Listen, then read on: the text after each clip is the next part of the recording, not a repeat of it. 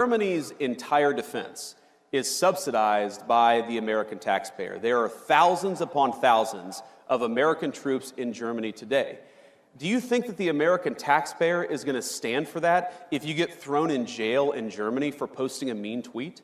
Of course they're not, right? So the point that I try to make to our European friends, and I think that they're our friends, I believe that, I know President Trump does, is that friendship is based on shared values. You do not have shared values if you're jailing people for saying we should close down our border. You don't have shared values if you cancel elections because you don't like the result, and that happened in Romania. You do not have shared values if you're so afraid of your own people that you silence them and shut them up. So let's have shared values. Let's defend democracy. Let's have free expression, not just in the United States, but all over the Western world. That is the path to strong alliances in Europe.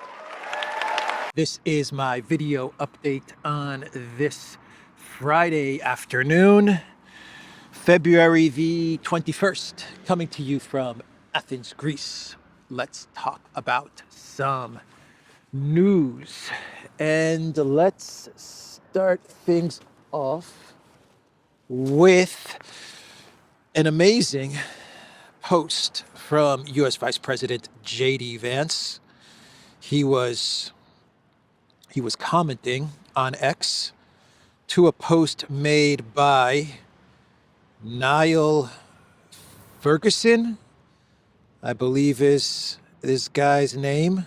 He's a journalist, a UK-based journalist and historian. Niall Ferguson, yes. And Niall Ferguson, he's complaining about Trump's Elensky dictator comment and how this is U.S. appeasement and Neville Chamberlain and all of that stuff, right?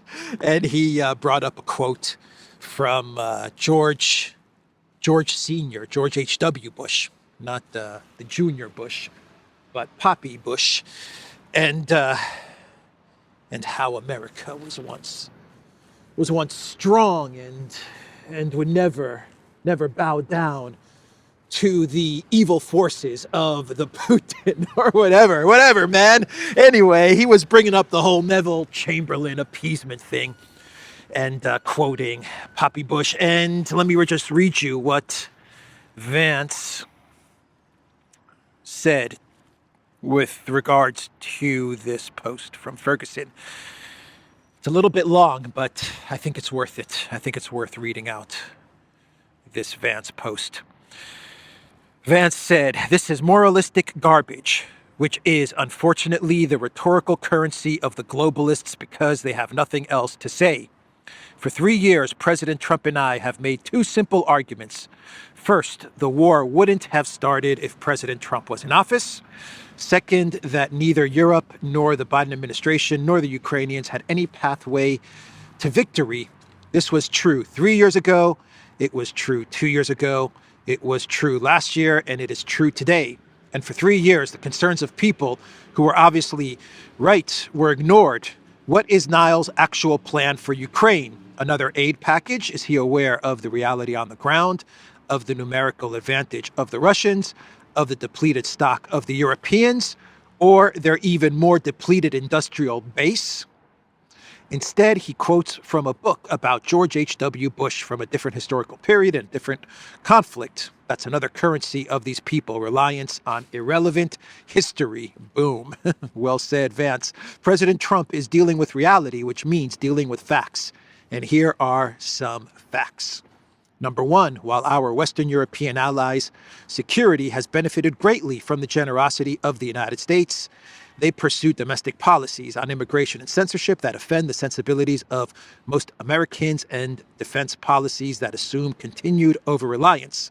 Number two, Russians have a massive numerical advantage of manpower and weapons in Ukraine, and that advantage will persist regardless of further Western aid packages. Again, the aid is currently flowing. Number three, the United States retains substantial leverage over both parties to the conflict. Number four, ending the conflict requires talking to the people involved in starting it and maintaining it. Number 5, the conflict has placed and continues to place stress on tools of American statecraft, from military stockpiles to sanctions and so much else.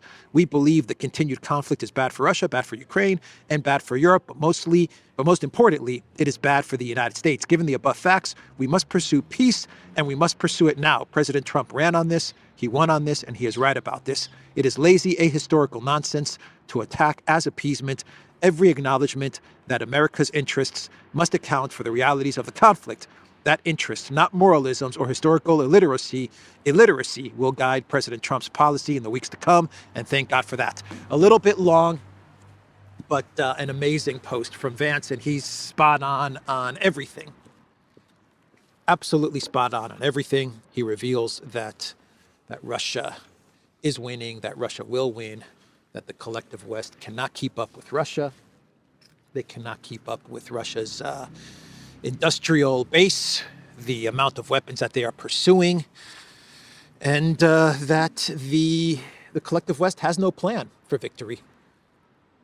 And the Trump White House, they are operating off of reality, and the reality tells them that the collective West has lost. They are losing, and they will lose, and it is in America's interests, it is in Ukraine's interests, it is in Europe's interests, but most importantly, it is in America's interests to get out of the Project Ukraine game, to end this thing. So I agree with 99% of everything that Vance said in this post, and he said it very well. The only thing that I'm a little bit confused about is the point where he said that number 3, the United States retains substantial leverage over both parties to the conflict. Definitely leverage over Ukraine, because without the United States, Ukraine doesn't exist. But leverage over Russia, I don't think so. I don't think the United States has any leverage over Russia, unless you consider sanctions relief, lifting the sanctions as leverage. Or perhaps Vance is thinking that the leverage that they have over Russia is continuing to escalate the conflict, or escalating sanctions or something like that. But anyway, that's just a minor issue. An amazing post from Vance, and I think it was worth reading it to everybody. So let's now talk about Macron and Starmer coming to America. Coming to America, Macron and 008. Starmer, Keir Starmer. Yes, license to bore. License to bore you. They are going to be traveling to D.C., to the White House, to meet with U.S. President Trump. And what is the purpose of the meeting?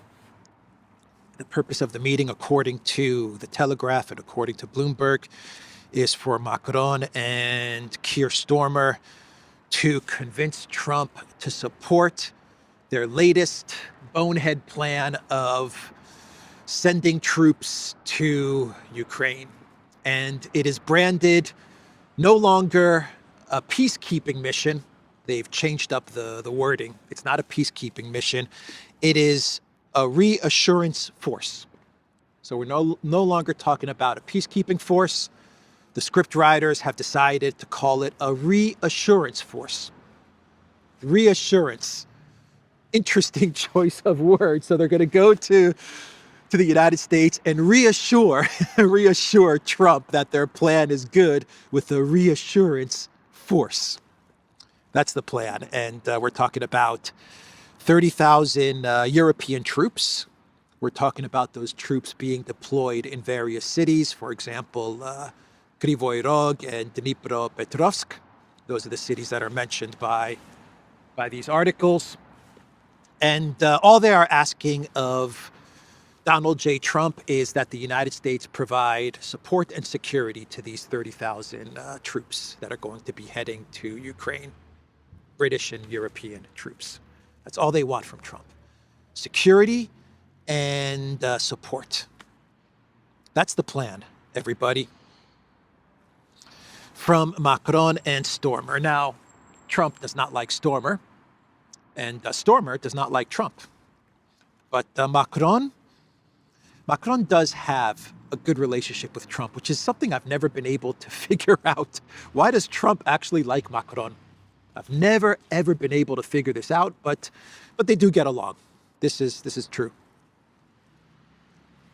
Or at least that's how it looks, that they do get along. But if it was just Starmer going to meet Trump, then it would turn out really bad for the Europeans. But Macron is also going to go, and Macron does have a way with Trump. So we'll see what will happen next week. They will present this plan to Trump, and obviously this is a tripwire. That's obvious. They want the troops to go to Ukraine. They want Trump to commit to security and support, and then when something happens to those troops, they're going to run to the United States, to Trump, and they are going to say, look what Russia did. They attacked our troops. Now the United States has to send military to Ukraine, and they have to get into a hot war with Russia. They have to protect us, and they have to get into a conflict with Russia in Ukraine. That's the purpose of all of this. And Peskov, he actually responded to this news, and he is sending a warning. The Kremlin is sending a very strong warning to the collective West. Peskov said Moscow is certainly following all these reports most closely. Claims about the potential arrival of service members from NATO states in Ukraine are causing concern, he added, citing the ramifications this would have for Russia's national security. This is a very important topic to us, Peskov said. He noted that Russian Foreign Minister Lavrov had stressed on Tuesday that the presence of armed forces from NATO countries in Ukraine is completely unacceptable to us. I really hope that this time around, the collective West and especially the Trump administration takes these warnings from Russia seriously, and I hope that Trump tells Macron and Starmer that the United States doesn't want any part of this. We will not give security, and we will not give support. You guys, if you want to go into Ukraine, this is what Trump should tell them. You are 100% on your freaking own. No money, no weapons, no satellite, no surveillance, no Starlink, I don't know, nothing. We're not going to give you anything. You guys want to go into Ukraine? I don't care if you go in there with 10 troops or with 10,000 troops. You are 100% on your own. And if something happens to you guys, don't come crying to us. That should be the message that Trump gives to Starmer and Macron. So we are getting reports, sticking with Trump, that he gave the Europeans an ultimatum. This is coming from a Finnish MEP who goes by the name of Mika Aitola, MEP, European Parliament Foreign Affairs Committee, member of the EPP, EUDS coordinator, blah, blah, blah, whatever. He says that the United States has given us 3 weeks to agree on terms for Ukraine's surrender. If we don't, the United States will withdraw from Europe. What do you guys think? Do you believe this? Surrender. Interesting choice of words. The Europeans have to surrender. That's interesting. That would be fun to watch. The Europeans signing the surrender paper.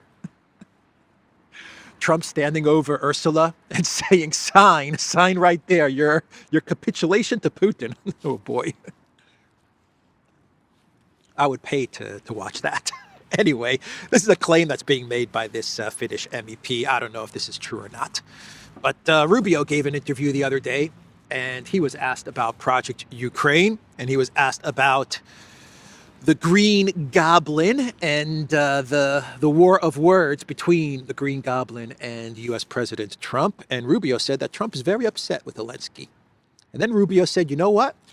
Come to think of it, I'm pretty upset with Elensky as well, because Rubio said that Elensky is a liar.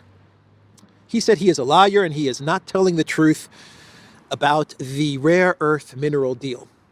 Rubio said that him and Vance, they sat down with Elensky, they presented the deal to him, and Elensky said, yeah, I'm all in, man. Let's do this 50% $500 billion rare earth mineral deal. And Rubio told Elensky, we're not trying to steal from you. Yeah, right. We're not trying to steal your minerals from you, but with this joint venture between the United States and Ukraine, it's a good way for Ukraine to get some security, because we're going to have skin in the game, right? And Vance and Rubio thought that the deal was done, and then Rubio said a couple of days later, he read reports which said that Elensky said no deal. He said no deal. And Rubio was, wait a minute, you agreed to a deal. Rubio said that Elensky told him, yeah, I agree, but I'm going to take this to the legislature or to the parliament or whatever. It's going to go through a process, but I'm all in. And then 2 days later, Elensky said no deal. And Rubio had to read this in the media or something like that. And Rubio was upset. He's like, I thought we had a deal. And now I find out 2 days later that we don't have a deal and you don't even tell me? I have to find this out in various reports and in the media. So Rubio was not happy about how all of this went down. And in the same interview, Rubio was asked about Russia and the United States working with Russia. And Rubio said, you know what? Whether you like it or not, Russia is a power. It is a global power. And we have to communicate and work with Russia because they are a global power. Yeah, he said that as well. He said that as well. In 2015, John McCain said the famous words, Russia is a gas station masquerading as a country. The famous words from John McCain that 10 years ago pretty much defined U.S.'s policy towards Russia. Those words defined the U.S.'s policy and position towards Russia. A gas station masquerading as a country. Everyone bought into it. Everybody. Democrats, Republicans, the media in the United States, the media in Europe. 10 years later, 2025, Rubio says Russia is a power, a global power, and we have to work and communicate with Russia. Amazing times that we are living in, huh? By the way, Axios is reporting that the Trump White House, they are presenting a new rare earths mineral deal to the Elensky regime, an amended deal. And according to Axios, this is a scoop from Axios, U.S. and Ukraine discuss improved minerals deal after Trump raged at Elensky. Axios is saying that this time around, Elensky is getting pressure from Ukraine government officials and parliament members to sign the rare earth minerals deal. Now, I don't know if it's been amended or fixed or made more favorable for Ukraine or whatever, but allegedly, according to Axios' sources, people in Kiev are telling Elensky sign the minerals deal in the belief that if they sign this fantasy minerals resources, rare earth minerals resources deal, then the United States will provide them with security guarantees and stuff like that. This is Axios reporting their scoop. We are also getting reports which claim that the United States is opposing calling Russia the aggressor in a G7 statement on the anniversary of the Russia-Ukraine war. This is coming from the Financial Times. The United States is telling the other G7 countries to soften the language in a communique that's going to come out to mark the anniversary, the 3-year anniversary of the Ukraine conflict, the unprovoked Russian aggression, invasion of Ukraine, unprovoked. The unprovoked Russian aggression, and the United States is telling them that we need to soften the language here and not use the word Russian aggression. Let's also scrap unprovoked. How about we also get rid of unprovoked and call it Biden provoked? That's what Trump should say. He should tell the G7 nations, I want you to use the language EU, Ursula Biden provoked Ukraine conflict. That would drive them crazy. That would absolutely drive them nuts. we'll see what the statement says, what the final statement says. But this is an encouraging sign, actually. The fact that the U.S., according to the Financial Times, is softening the language towards Russia. Very encouraging sign. Because language, media, spin is very important to the United States. We're also getting reports, I can't confirm this, but we are getting reports that Boeing and Subway and Coca-Cola are going to be returning to Russia. Yeah. Boeing, important, I think, because of the commercial airplanes and parts and maintenance. That could be important. Subway, I don't know. Subway, who cares? Coca-Cola, there are many replacements, substitutes in Russia for Coca-Cola. There's Dobry Cola and Rich Cola. Anyway, maybe they are going to return. Elensky's excited. Hey, Podolyak, maybe we go to Russia when everything wraps up. Why, Mr. President? I read a report that Russia will have Coke. No, Mr. President. Coca-Cola. Coca-Cola in Russia. You're thinking about the wrong thing, Mr. President. Oh, I see. Okay. Anyway, we have those reports as well. We also have the reports that according to the New York Post, this is an interesting story. According to the New York Post and their sources in the Trump White House, that they are saying that Elensky should pack up his bags very, very soon. He should pack up his bags and go to France. Yeah, he should go to France. Not looking good for the Green Goblin. Pack up your bags quickly, according to the New York Post's sources in the White House, and go to France. That's what they're saying Elensky should do. That's what they're recommending Elensky to do. Wouldn't that be something, huh? Elensky in Paris with Macron and Brigitte. Elensky, Macron, and Brigitte. Wow. That would be giving Candace Owens a whole lot of material to work with. Yeah. Elensky, Macron, Brigitte, together in France, in Paris. Interesting if true. I can see it. I can definitely see it. I can see Elensky hanging out with the Macrons. Yeah, we also have reports, sticking with Macron, just to give you an idea of what kind of a flip-flopper he is. We are getting reports today that as Macron is preparing to go to D.C. with Starmer, he gave another interview, and he said that in the 30,000 troops that they're planning to send to Ukraine, there will be no French troops in the 30,000. But France will provide security guarantees. If the United States provides security guarantees, man, Macron, he is the ultimate flip-flopper. The ultimate flip-flopper. 3-4 days ago, he was talking about French troops in Ukraine. Then he gave an interview and said, no French troops in Ukraine. Then he said, yeah, I'm going with Starmer. It's been confirmed, actually. I'm going with Keir Starmer, and we're going to go to the United States, and we're going to pitch a plan of UK and French and European troops to Ukraine. And then he gives an interview this morning, and he says, yeah, we're going to pitch the plan, 30,000 troops to Ukraine, but no French troops. Make up your mind, Macron. Make up your mind. French troops, no French troops. French troops, no French troops. I love Ross, I hate Ross. I love Ross, I hate Ross. He is the ultimate freaking flip-flopper. Macron. Strategic ambiguity. Anyway, maybe they will all be together in France. Macron and Elensky and Brigitte. And Brigitte. And we will have many good podcasts from Candace Owens documenting those three and their adventures in Paris. We have an article in The Economist talking about elections in Ukraine. And they are saying that Trump definitely wants Elensky gone.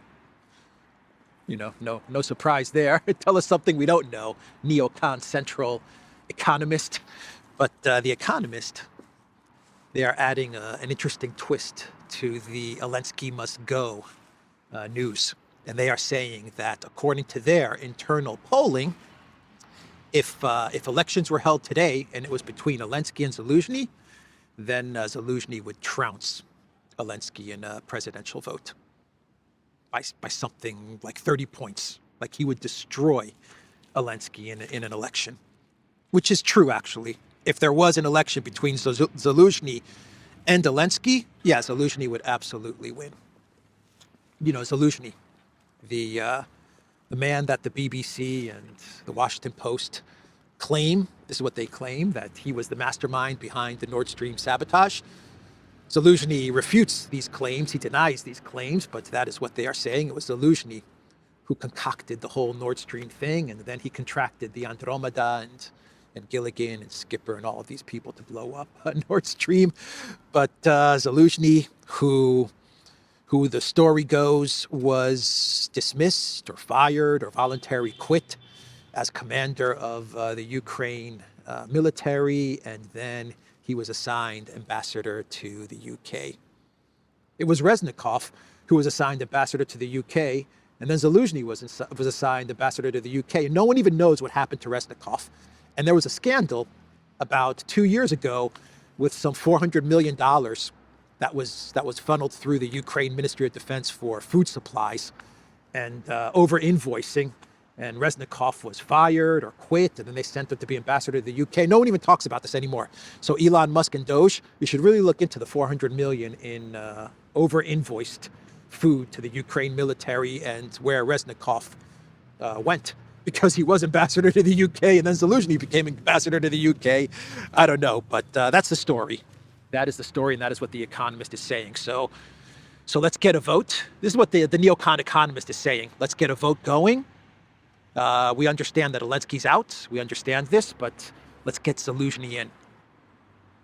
Now, my thinking, this is just my thinking, is that the UK, they took Zaluzhny, realizing that he was in trouble with Elensky and something could happen to him. They took Zaluzhny, they brought him to London, and he's been protected by the British ever since, because to me, Zaluzhny, for the UK, he's the ultimate backup plan. If everything really falls apart, and if Elensky is about to be terminated, then they want Zaluzhny to step in as president of Ukraine, and this way they prevent Kiev, a government in Kiev, being formed that is friendly to Russia, because that's the UK's worst nightmare. That's one thing that they're trying to prevent at all costs. They don't want a Kiev government put in place that can actually work with Russia and root out all of the Banderites. You see, the UK, they want to keep the tensions, the division, the Banderites, they want them to remain in Ukraine so they can continue to stir up trouble for Russia. So Zaluzhny's their guy. Put him in as president, and you can prevent some sort of Russia-friendly government from forming in Kiev. That's the plan here. That's what's going on here. And yesterday, a correction. Yesterday, I talked about the polling company that Elensky referenced when Trump said his approval was at 4%, and then Elensky said that his approval is actually 57% according to some poll that recently came out. I said that polling company was run by one of Elensky's friends. It's a polling company, actually, which gave Elensky 57% approval rating, which has been funded by USAID. Ukrainian polling claiming support for Zelensky was funded by USAID. So I don't know if the person that's running this polling company is Zelensky's buddy or not, but it's a polling company that was funded by USAID, and I think we understand what that means, and I think we understand why Elensky was given an approval rating of 57%. I've actually read that from other polling companies that Elensky's approval number is actually at 15%. That's pretty much the accurate approval rating of Elensky in Ukraine, 15%, 1-5. Yeah, not good. Though he's more popular than Macron. More popular than Macron in France. He has a 50% approval rating, Elensky, in Ukraine, according to the other more reputable polling companies. Anyway, the other big news from yesterday is Kash Patel is now the director of the FBI. And I think the voting was 51-49. But Kash Patel He is now the director of the FBI. Yeah, not good if you are deep state. Not good at all. So let's do some clown world and we can wrap this video up. And it is a very, very cold day here in Athens. Very cold and very windy. I hope the audio comes out all right. But clown world number one is Piers Morgan. I think Piers Morgan is going to make a run for clown of the year. I think he's making a very serious run for clown of the year because Piers Morgan, much to my surprise, though he is part of the British establishment elite, he's part of that group. He's mainstream media 100%. His show is 100% mainstream media. He's mainstream media, and he is part of the British establishment elite. He has doubled down on his support for the Green Goblin, and he posted on X, as many inexplicably seem to be throwing President Elensky to the wolves, I stand with him. He's been an outstandingly courageous and inspiring leader in horrendous circumstances and deserves so much better than the way he is currently being treated, smeared. And then he has some photos with the man in the green t-shirt. They're hanging out,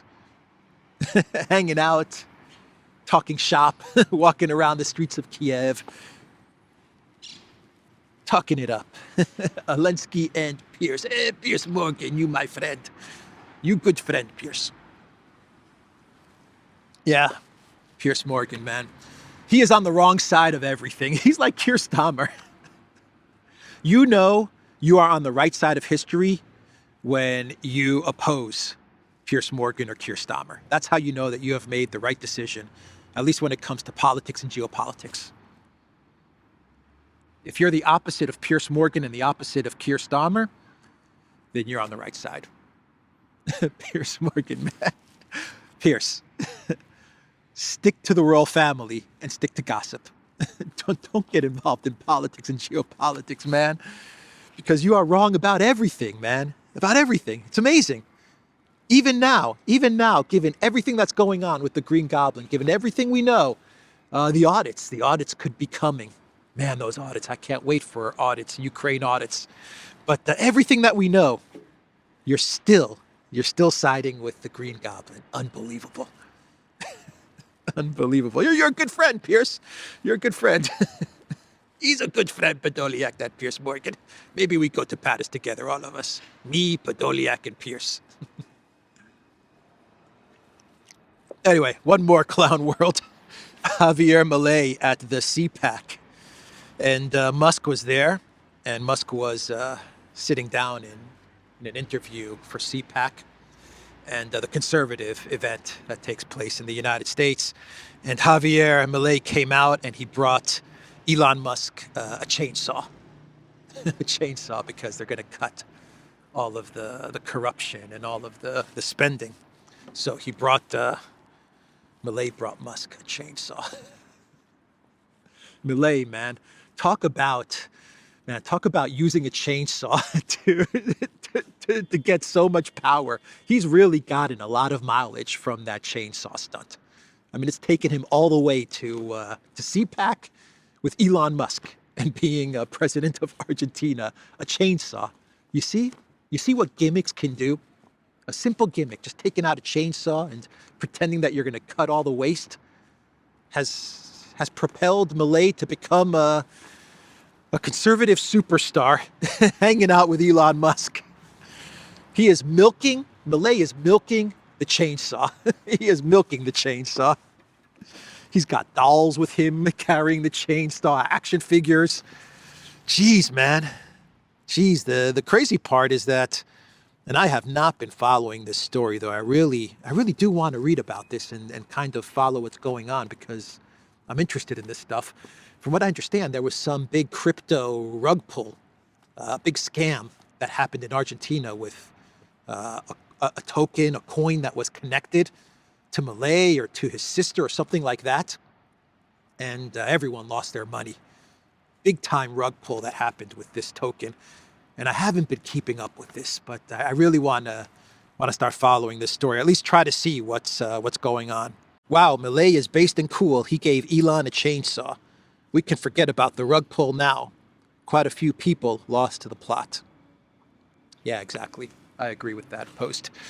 Anyway, that's the video, everybody. TheDuran.locals.com. We are on Rumble, Odyssey, BitChute, Telegram, Rockfin, and X. Go to the Duran shop, pick up some merch. Yes, I am wearing a Duran sweatshirt. There you go. You will find a link in the description box down below. It is a very, very cold day here in Athens, Greece. I will see everybody. Come on. I will see everybody tomorrow. Take care.